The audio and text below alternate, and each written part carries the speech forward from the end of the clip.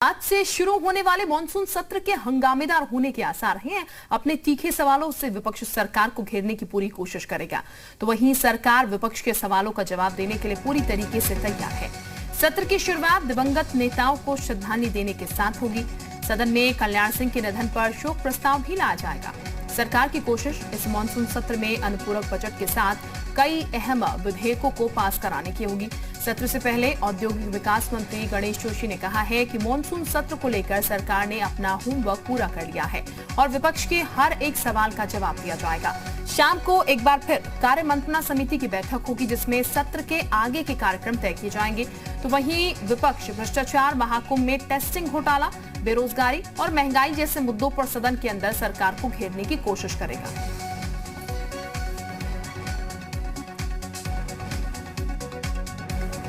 जिस प्रकार से बार बार हमारे कांग्रेस मित्र कह रहे हैं कि हम सरकार को घेरेंगे, मुझे नहीं लगता कि ऐसा वो कुछ कर पाएंगे। तो मतलब सरकार पूरी तरह से तैयार है विपक्ष के सवालों का जवाब? बिल्कुल, सरकार ने पूरी तैयारी है और जो सवाल आए हैं उनके सवालों की पूरी हमने तैयारी की है। सरकार पूरी तरह से तैयार है।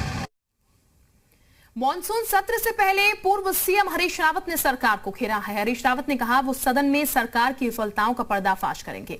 सदन के भीतर और बाहर दोनों जगह सरकार को घेरा जाएगा। हरीश रावत ने नड्डा के दौरे पर भी तंज कसा और कहा कि बीजेपी के स्थानीय नेताओं में वो कौशल नहीं है, लिहाजा वो उनकी हिम्मत बढ़ाने आए थे, लेकिन उनके आने से बीजेपी को प्राणवायु नहीं मिलने वाली है। ये दोनों तरफ हम सरकार को घेरेंगे क्योंकि इनकी विफलताओं को पर्दाफाश करेंगे और एक रचनात्मक कार्यक्रम के साथ करेंगे। हम क्या कर सकते हैं जनता के लिए वो भी बताएंगे। रामानुज इस वक्त हमारे साथ ज्यादा हैं। रामानुज, सत्र की शुरुआत हो रही है, जाहिर है विपक्ष पूरी तरीके से तैयार होगा। कौन कौन से मुद्दे होंगे जिनको लेकर सरकार को घेरने की पूरी कोशिश होगी, क्योंकि हरीश रावत भी तंज कस रहे हैं? आज से विधानसभा का सत्र शुरू हो रहा है। 27 अगस्त तक सत्र चलेगा और जिस तरह से सरकार ने अपनी स्ट्रेटजी तैयार की है कि सदन में अगर विपक्ष किसी तरह से कोई सवाल लाता है या मुद्दे लाता है तो उस पर चर्चा की जाएगी। सरकार का होमवर्क पूरी तरह से है, यह सरकार का दावा है। लेकिन दूसरी तरफ विपक्ष ने भी ये कहा है कि महंगाई, बेरोजगारी जैसे मसले को लेकर सरकार को सदन में घेरा जाएगा और विपक्ष सरकार को सदन के बाहर घेर सकता है। आपको ये बता दें कि ये चूंकि 5 दिन तक विधानसभा का सत्र चलेगा और इसमें अनुपूरक बजट के साथ में कई विधेयक भी सदन के पटल पर रखे जाएंगे। वैसे में सरकार की पूरी जो स्ट्रेटजी तैयार हुई है उसके अगर हिसाब से देखते हैं तो सदन शांतिपूर्वक चले और सभी जो कार्रवाई के लिए एजेंडे सदन में रखे जाएं उस पर चर्चा हो, इस तरह के सरकार ने अपनी रणनीति बनाई है। लेकिन विपक्ष पहले से इस बात का दावा करता रहा है कि ये आखिरी सदन है, यानी कि 2022 में विधानसभा का चुनाव होना है। ऐसे में जो सदन की कार्रवाई है वो ये आखिरी है।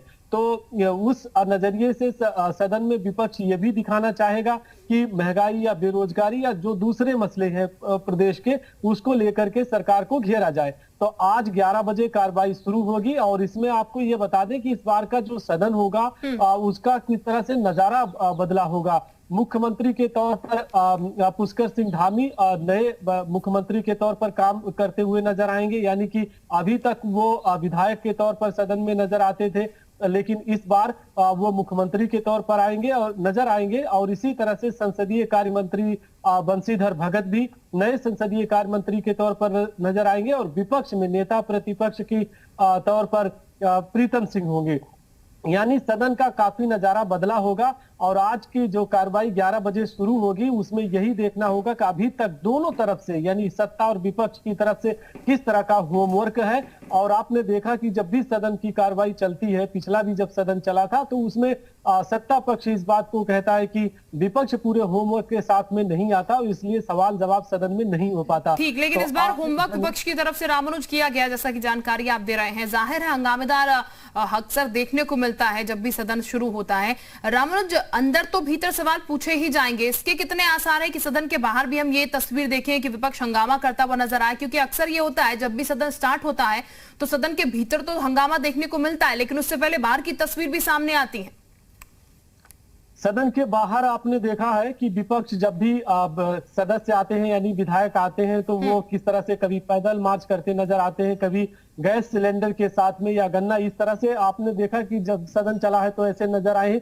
इस बार किस तरह से वो जनता का ध्यान आकर्षित करने के लिए या मुद्दों को उठाने के लिए सदन की जब कार्रवाई अभी 11 बजे जब शुरू होगी तो वो किस तौर पर नजर आएंगे। लेकिन इतना जरूर है कि बार बार विपक्ष की तरफ से ये दावा किया गया है कि जो जनहित के मुद्दे हैं उसको सदन में उठाया जाएगा और उससे सवाल जवाब सरकार से किया जाएगा। तो ये माना जा रहा है कि हर मसले पर विपक्ष सरकार को सदन में घेरने की कोशिश करेगा, लेकिन सरकार ने भी इस बात का दावा किया है कि सभी सवालों का जवाब पूरी शिद्दत के साथ सदन में दिया जाएगा। तो कितने मुद्दे उठते हैं और किस तरह से सवाल जवाब होता है, जनहित के मुद्दे कौन कौन से सामने आएंगे, लेकिन आज जब सदन की कार्रवाई हुई शुरू होगी और जिस तरह से आपने भी दर्शकों को बताया कि आज सबसे पहले श्रद्धांजलि दी जाएगी और वो भी उत्तराखंड के चिपको आंदोलन के जो प्रणेता रहे हैं सुंदरलाल बहुगुणा, स्वर्गीय सुंदरलाल बहुगुणा जी को, उनको ये बताया गया है कि श्रद्धांजलि दी जाएगी और इसी तरह से पूर्व मुख्यमंत्री कल्याण सिंह को भी बिल्कुल श्रद्धांजलि दी जाएगी। आप निगाह बनाए रखिएगा आज की कार्रवाई पर, आगे भी आपसे अपडेट लेते रहेंगे हम। बहुत